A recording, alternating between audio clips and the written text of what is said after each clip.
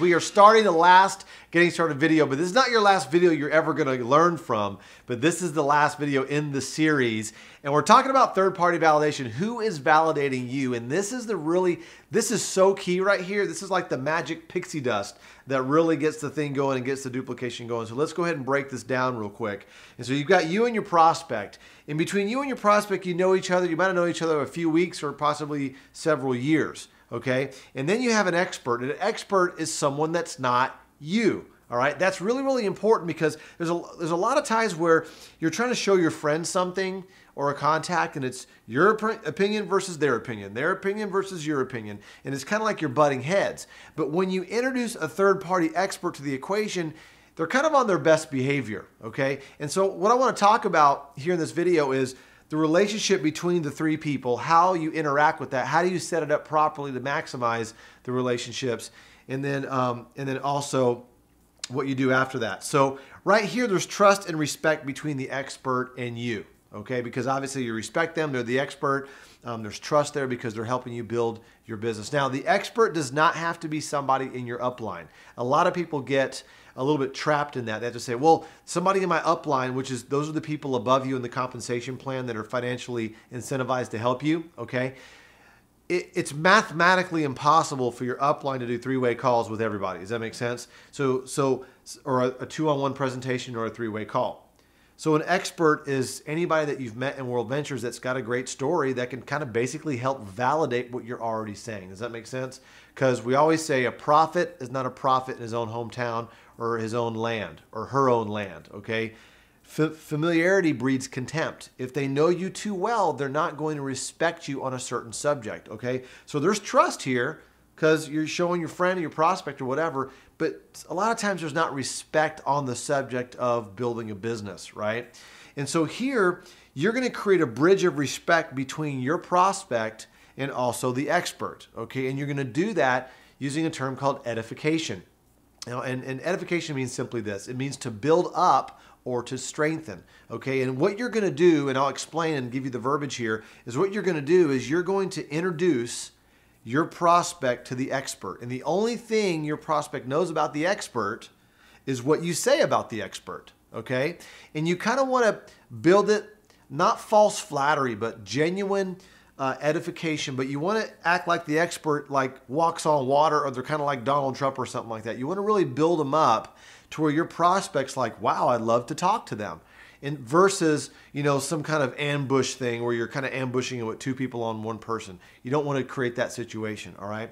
So let's kind of play this out here. So let's just make an example. Let's say it's a three-way phone call. A three-way phone call or two people that are in the business that are talking to somebody that's not in the business. That's what a three-way phone call is, all right? And so what you want to do too is call your expert or text your expert first, or maybe you've got several experts that you can use and kind of group text them and say, hey, who's available today at 5 o'clock or tomorrow between 4 and 6? Who's available for a three-way phone call, quick validation because I'm doing some presentations. So don't just rely on one person to be your third-party expert. Have other people as well, so you're not painting yourself into a corner, all right? And so don't ambush your expert. For example, here's what ambushing is. You'll call your expert. Let's say I'm calling Rob up. Hey Rob, hey, it's Jefferson. I got Jared on the line right now, or I got Megan on the line right now. Can you talk to him?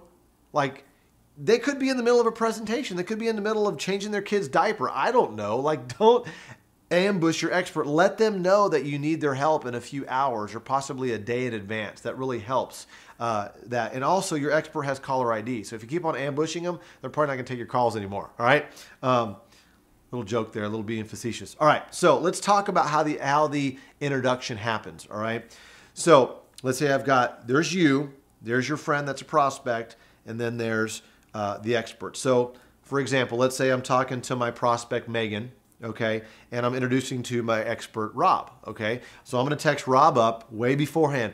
Hey Rob, listen, I've got a prospect named Megan I'm talking to at 6 o'clock, between 6 and 7 today. Are you gonna be available? Okay, and let's say he replies, sure, yeah, I'll be available. Say, great. So about a minute before the call, I call Rob up, my expert, and I say, Rob, here's who Megan is. Kind of give him a lowdown on her personality type, what her hot buttons are, things like that. Because once I get Rob on the phone with Megan, pretty much I'm going to be quiet and let Rob take over. I'm going to let Rob do the heavy lifting, the expert do the heavy lifting for me. Okay, that's how simple this business is. A lot of us, you're trying to do it all, put it all on your back. Don't put it all on your back. Use a third-party validation, all right? So give him a heads up. So he's well informed when he goes into the phone call to help move her to a buying decision, okay? And the expert's job is to get the prospect pretty much to a buying decision or very, very close, okay? And I'll come back to that in a second, all right? And so here's what I do. I three-way Rob in first. Now me and Rob, I brief him on who Megan is, and then all of a sudden now I'm going to patch Megan into the call. And she answers the phone, and this is obviously after she's watched the video. So I'm like, ring, ring, ring. She says, hello. I say, Megan, how's it going? Good. Hey, did you watch that video? That was awesome, wasn't it? And I'm nodding my head even when I'm on the phone, like, because the body language goes through the phone, right? And she's like, oh, that was great. Now let me pause for a second. If I asked Megan, that was awesome, wasn't it? And she's like, well, I don't really know. I'm probably not going to introduce the expert on the phone. He's probably just going to stay quiet, and I might just kind of say, hey, is there any reason why you wouldn't want to do this? And she's kind of negative. I'm not going to even bring my expert on the phone or introduce her, because then all of a sudden it gets all weird and stuff. I'm not going to do that. Okay, so just be cognizant of that. And so I call her up. She's like, yes. Oh, that was awesome. That was awesome, wasn't it? She's like, yeah, that was great. So, hey, listen, real quick. It's very important that you say the word real quick. Okay. So, hey, listen, real quick, Megan, I took the liberty to grab my friend, Rob. He's on the line with me right now. He's only going to pop on here for a couple of seconds to say hello. But Rob is, he owns 7 companies, very, very successful in his own right, doing very well in the business. And hey, Rob, my friend Megan, matter of fact, we went to school together, and she's one of the smartest gals that I know. She really helped me with a lot of tests and stuff. And I wanted you two guys to meet, and Rob meet Megan, Megan meet Rob. Okay, so I edified the expert first to my prospect, Megan, and then I edified Megan to my expert. So now she knows that the expert knows who she is. That's important, okay? And then the last piece is once I make the introduction, I kind of step back and put duct tape on my mouth, and I don't say anything. I never interrupt my expert. He's doing all the heavy lifting. Every time I jump in and interrupt him, I'm breaking down the credibility, okay? And that's just hurting my own paycheck, right? And so it's not about me trying to facilitate what I think I know. It's about the expert doing the heavy lifting. All right, so now the last thing is the expert's going to return the edification to me. So it might sound something like this. Rob might say, oh, Megan, how long, man, Jefferson, I know went to school with Jefferson, but Jefferson is just on his way to the top in this company, and it's so awesome that you guys are, great friends. And so now the expert, like the Donald Trump type person that I've edified, is now saying good things about me in front of my prospect or my friend. So now she sees me a little bit differently now, because the expert edified me. So now everybody's raised up. The whole information gateway is like kind of open now to really have this conversation. So now the expert's going to ask Megan some questions. This training video is not about what the expert's going to say. It's about what you say to set everything up, which I just talked about. And so he's going to talk to her and all that, ask questions, get her to make a buying decision, and get her to make that decision or get her right, like really, really close. Okay. So now the call is over. Hey, great to meet you. Thank you very much. Looking forward to working with you. And the expert's also going to talk about how we're going to work together as a team, how's their support, all that stuff. All right. So now we hang up, expert hangs up, and I'm going to stay on the phone with her real briefly for just like a minute. Okay. I don't want to get caught on the phone by myself trying to like backpedal. But what I want to do right here is I'm going to tell Megan, say, Megan, listen, you know me, right?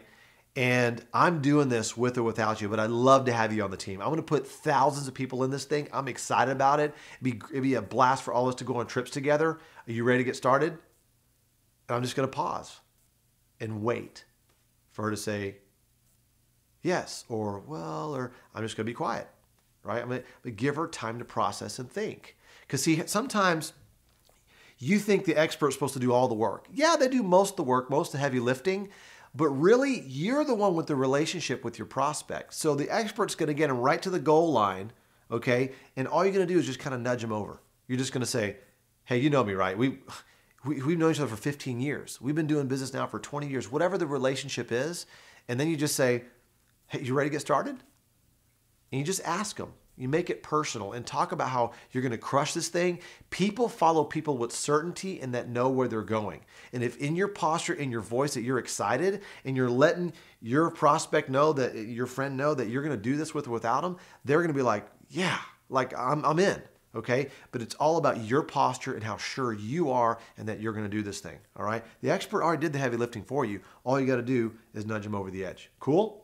Awesome. So that's how edification works. That's how you build that respect bridge between the expert and the prospect so they have leverage, okay, to help your prospect make a buying decision. And that's how edification works. And that also works on a 2-on-1 presentation at a coffee shop. It also works when you're just getting your new person started and you just want them to hear a bunch of new stories to kind of get their pulse up and get them excited at the end of a presentation. You can just edify all these different reps in that presentation to your prospect. 5 different experts can be in a presentation. All these people that have World Venture stories, just introduce your prospect to all the different people in World Ventures and let them hear their stories. And it just kind of validates everything. Does that make sense? And so the more you use this right here, the more you're going to be successful. I always get people that are like, well, Jefferson, I'm talking to all these people. I've done 50 presentations, but nobody signed up. And I'm asking them, well, what are you doing after they see the presentation? Who are you getting on the phone? Who's validating you? They're like, no one? Duh, that's right. That's what needs to happen. You got to be validated. It's very, very important. So guys, wealth building is a team sport. Don't try to do this by yourself. Don't try to cowboy this thing up. And the last piece I want to share with you before I send you off to go build your business is this right here. Here's a baseball diamond, all right? And your job is to hit a home run and get back to home plate. But a lot of people misinterpret signing someone up as a member or whatever as getting a home run. That is not the home run. Okay, that's only first base. First base is getting that first sale. You make your list of your top 10 or top 20 people, get that first sale. That's only first base. Then you work with that new person, help them get their list of 20. That's second base, right? And then you help those new people get their first sale. That's third base. Okay. And then you getting your 6 is home plate. See, a lot of people, they think that getting around the bases is just making a sale. No, it's about getting to work. See, getting to work is getting to home plate. Getting that duplication is getting to home plate. That's the key thing that you need to do. And if you remember in a prior video, I talked about, 6, getting 36, 216, and 1296, right? On that 4th level, 1296, hypothetically, could earn you well over $25,000 in cycle pay and over $6,000 in residual income every single month. And so that's all you have to do is, we start at the beginning is getting your 6, and I'm ending right now full circle getting your 6 and going around the diamonds here. So with that said, happy building. I look forward to seeing you at one of our next training events in person and also on the beaches of the world. See you soon.